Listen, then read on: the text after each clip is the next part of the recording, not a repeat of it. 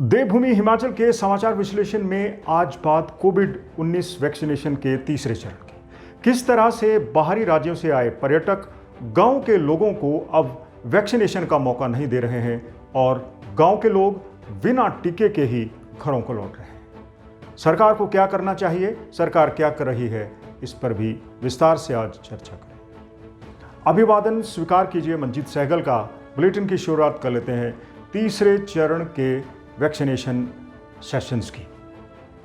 मई के महीने में हिमाचल सरकार ने 18 वर्ष से 44 वर्ष के लोगों के लिए वैक्सीनेशन के कुल 5 सेशन तय किए हैं, जिसमें से 2 सेशन हो चुके हैं, बाकी के 3 इस महीने के अंत तक होने।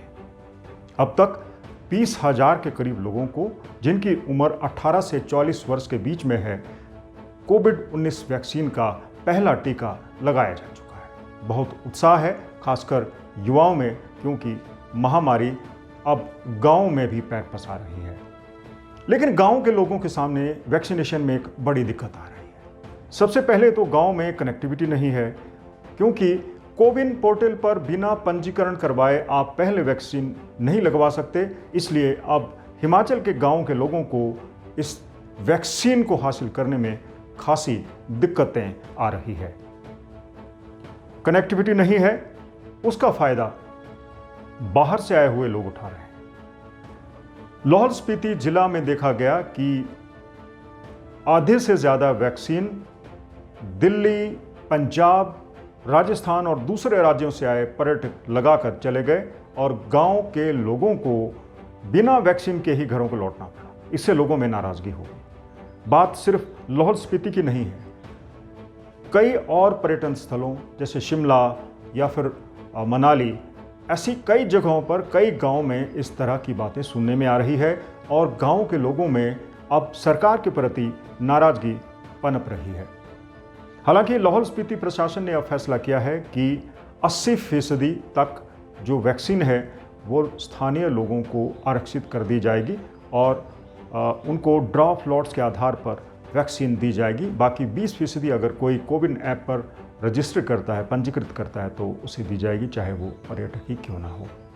बड़ा सवाल यही कि अगर हिमाचल प्रदेश के गांवों में हमें वैक्सीनेशन का टारगेट पूरा करना है, तीसरा चरण के जो लक्ष्य है उसे हासिल करना है, तो हमें गांव में या तो कनेक्टिविटी बढ़ानी होगी, और अगर कनेक्टिविटी नहीं बढ़ानी है तो हमें कम से कम लोगों का ऑफलाइन पंजीकरण करना होगा, ताकि बाहर से लोग आकर हिमाचल प्रदेश के गांवों में रहने वाले लोगों के कोटे की वैक्सीन लगाकर फुर ना हो जाए। ये बड़ी चुनौती राज्य सरकार के सामने है। अभी तक सिर्फ लाहौल स्पीति प्रशासन ने यह फैसला किया है, बाकी जगहों पर ऐसा कुछ नहीं है।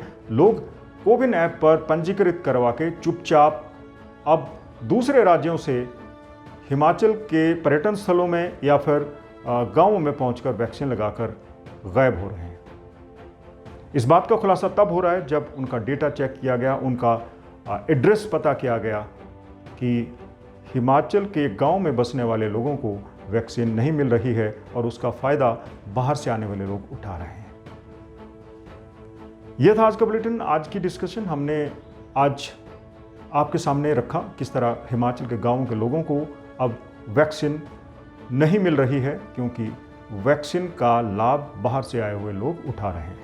राज्य सरकार को तुरंत फैसला लेना होगा, ऑफलाइन पंजीकरण करना होगा, ताकि हिमाचल के गांवों में कोविड-19 के लगातार फैल रहे संक्रमण की चेन वहीं तोड़ी जा सके। कैसा लगा आपको बुलेटिन? हमें ज़रूर बताइए, कमेंट कीजिए और बुलेटिन को शेयर कीजिए, ताकि आपकी बात ज़्यादा लोगों तक पहुँचे, साथ ही पहुँचे सरकार के कान तक। नमस्कार।